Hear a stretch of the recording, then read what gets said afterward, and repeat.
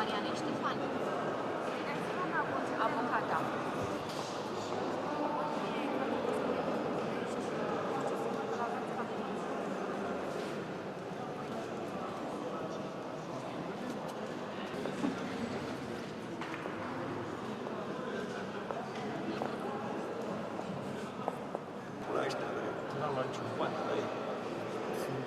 De-abia îmi iau tiștul, le arăt o vintiță, pe care nu m-am uitat. Trece.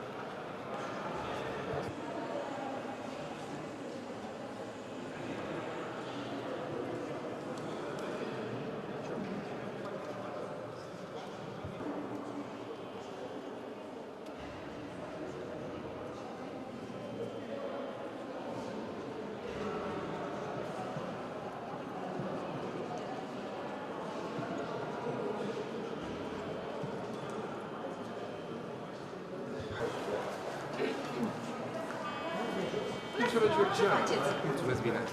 Dar vreau să vă întreb și cum comentați ce s-a întâmplat și declarația lui Mircea Băsescu după declarația noastră? Nu mai comentez nimic. Să înțelegem că de asta nu mai comentați? Ați făcut o gafă atunci? Nu, nici pe departe. Veți mai fi avocatul familiei Băsescu? Ne-ați dat o desmințire. Dar ați discutat cu domnul Mircea Băsescu după declarațiile dumneavoastră? Stimată doamnă, a zis că nu vreau să nicio declarație, dumneavoastră nu înțelege ce existați. Nu, vreau să ne lămurăm. Domnișoara Georgiana, am discutat un la scris și am spus că nu mai declar nimic.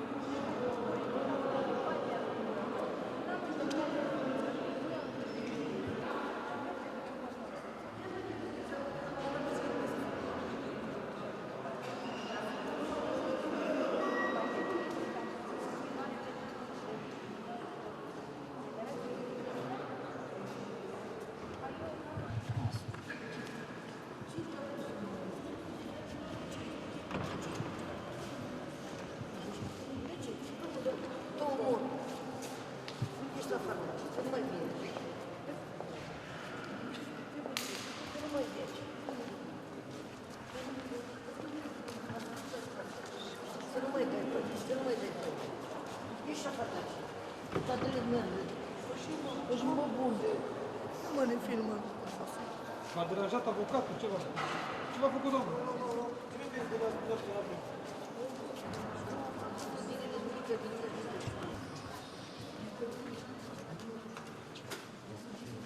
Și nu zic dumneavoastră.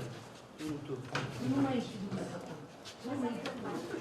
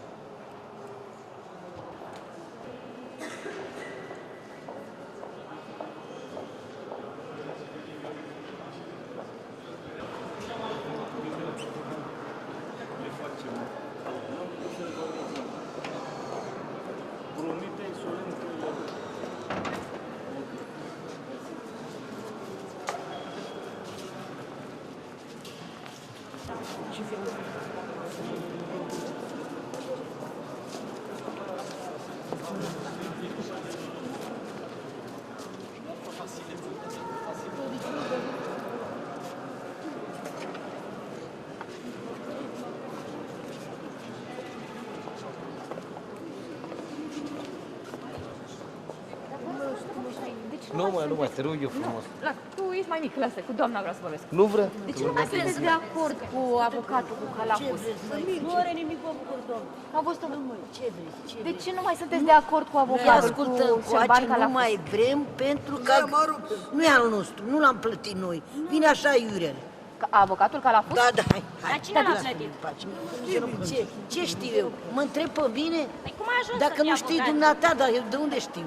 Păi dar spunea că a fost rugat de Mircea Ochii tăi Băsescu. albaștri.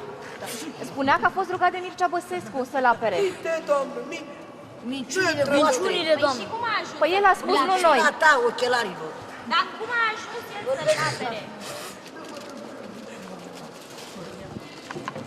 Cum a ajuns el să-l apere? De ce nu sunteți de acord ca Șerban Calafus să-l apere pe Sandu Anghel, pe fiul dumneavoastră? De ce nu sunteți de acord? Ce aveți cu el? Pleacă, mă, daci! Ce aveți Dar de cu ce nu Șerban sunteți Calafus? de acord? Nu vreau. Păi și atunci de ce l-ați angajat? Hai, du-te acolo la ce. De ce l-ați angajat? Stați liniștită, că nu eu am dat în dumneavoastră. El a venit astăzi aici, ce veți face? Îl lăsați să intre în sală, să-l apere pe Bercea? Dumneata, du-te acolo la tribunalul ăla, nu mai întreba pe mine. Tu știi. Dar lăsați să Păi am intre în văzut, sală. am văzut că era supărată pe el. Gata, nici nu ai rupt. Dați cu ciomatul și în el?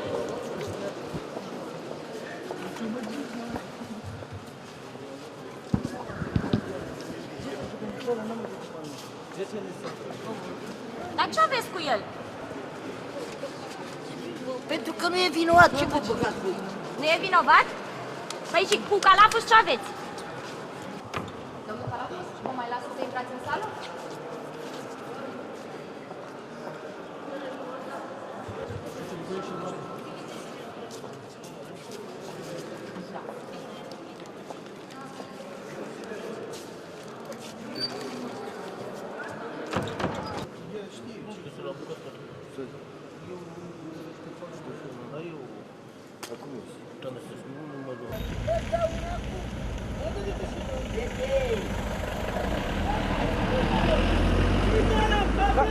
Ce dicheze ta gana seara?